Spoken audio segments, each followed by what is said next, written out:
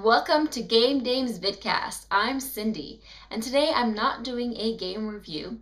I am going over a few update topics, one of which is the PSN Hack issue, and I'm just going to tell you guys a bit of what I went through and what I've learned from the experience.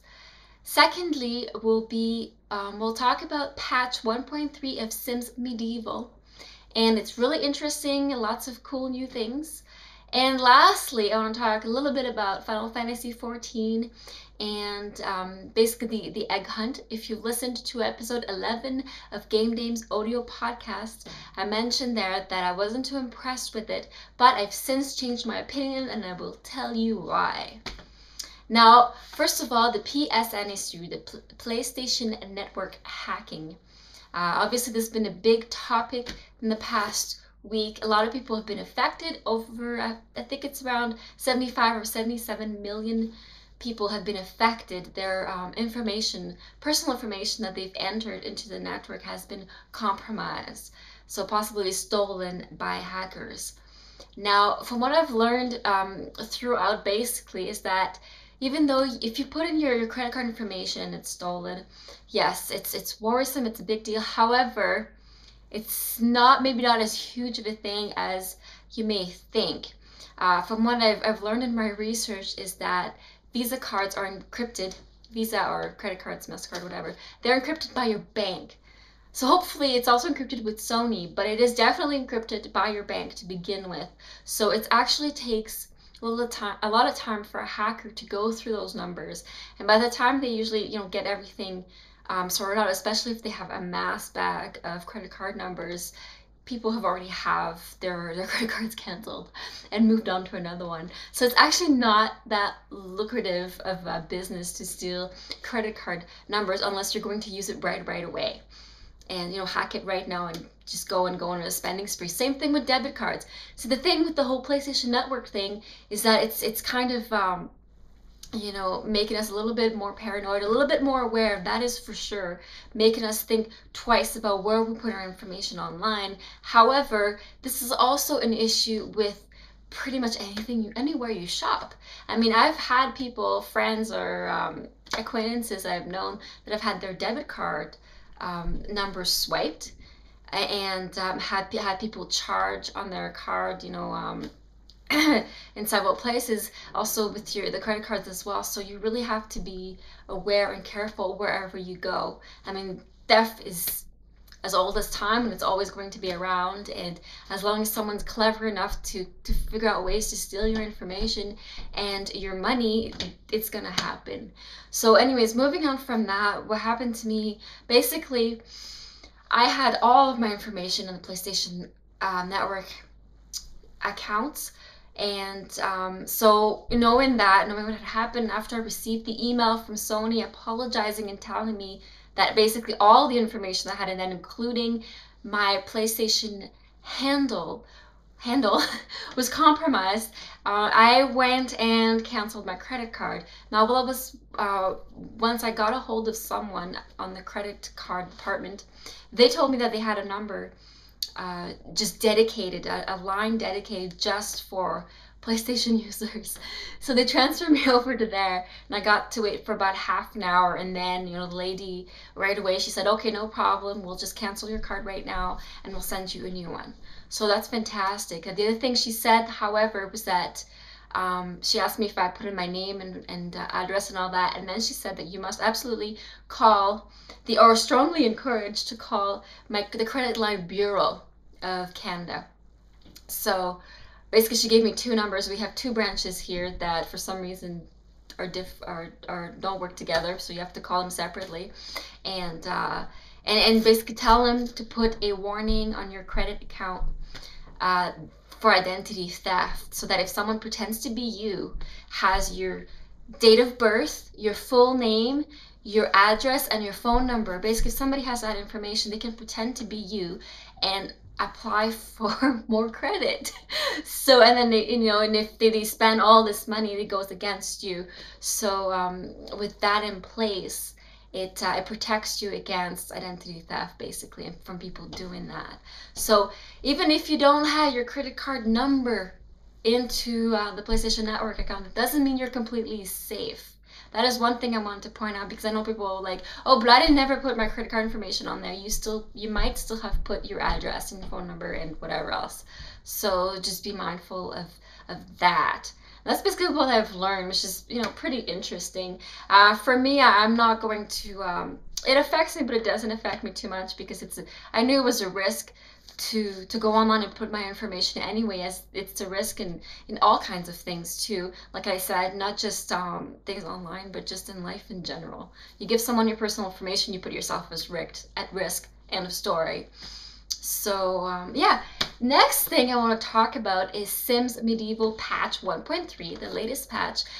It's personally interesting because, as you remember from my Sims Medieval review, I wasn't too impressed with the limitations of the ambitions, and the quests I seemed to be really rushed in, and I was kind of stressed out trying to get everything done and organized, and I didn't feel like I was really simming that much. So I kind of lost interest and I actually stopped playing. However, with this patch, I started playing again. That's how exciting it is, and I'll tell you a few of the things. First of all, there's a free play ambition now. Set up your perfect kingdom without worrying about long-term goals. In this special ambition, you can play quests when you wish or control up to 4 heroes at once in a more open free play mode. Yes! New feature, child succession. If a hero sim dies but already has children, you can choose to have one of the children grow up and take over their parents' jobs. So now you have heirs, which is awesome. Camera improvements. Have you ever wanted to get a better view of the action? The camera now allows tighter zooming and full 360 rotation in buildings. Alright, last thing, end game improvements. Similar to the free play ambition, you can now quest, earn XP, and build buildings even after your ambition is completed. That's pretty cool. And then, is there more? There is more. Hero leveling improvements. Can now gain XP beyond level 10 for all heroes, giving additional benefits. Brave New World quest improvements. When you complete the quest Brave New World and start a new ambition with that character, he or she will now retain several abilities from their previous profession.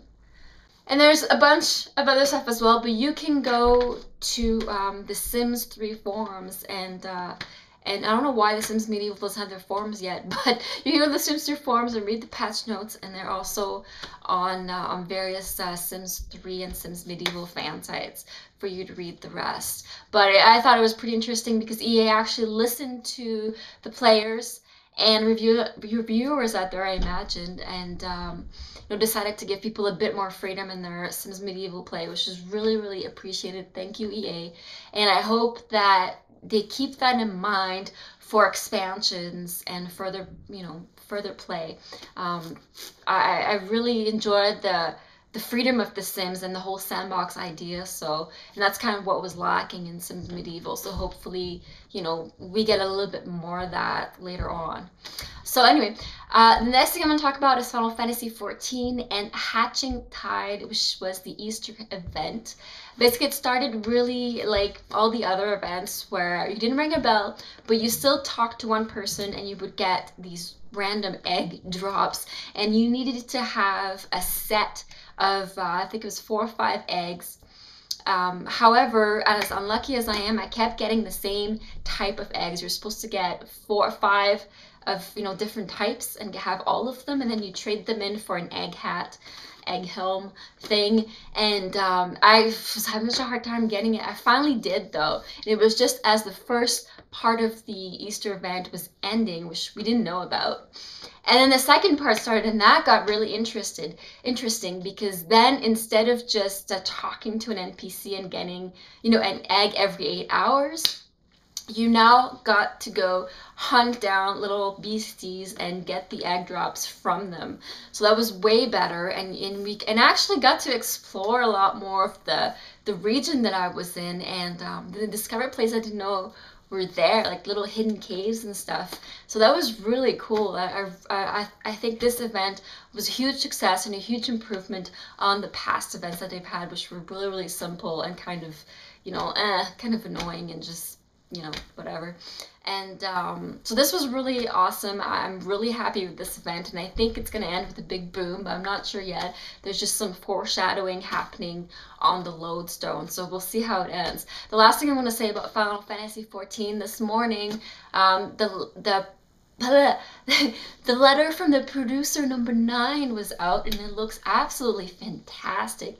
Basically, we're not going to have very many big updates this month, in the month of May, but we're going to get a huge one in June, and it's going to bring about instant dungeons, level 30 and 50, and it's going to bring about new encampments with more quests and more content.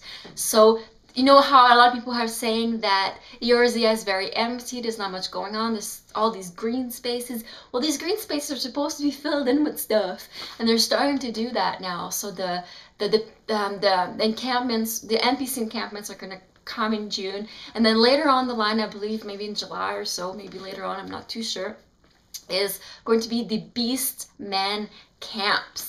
So we're going to be able to go into camps of goblins and probably bird people again, and all, you know, all that stuff like we were used to from Final Fantasy XI. So, you know, dangerous territory and all that.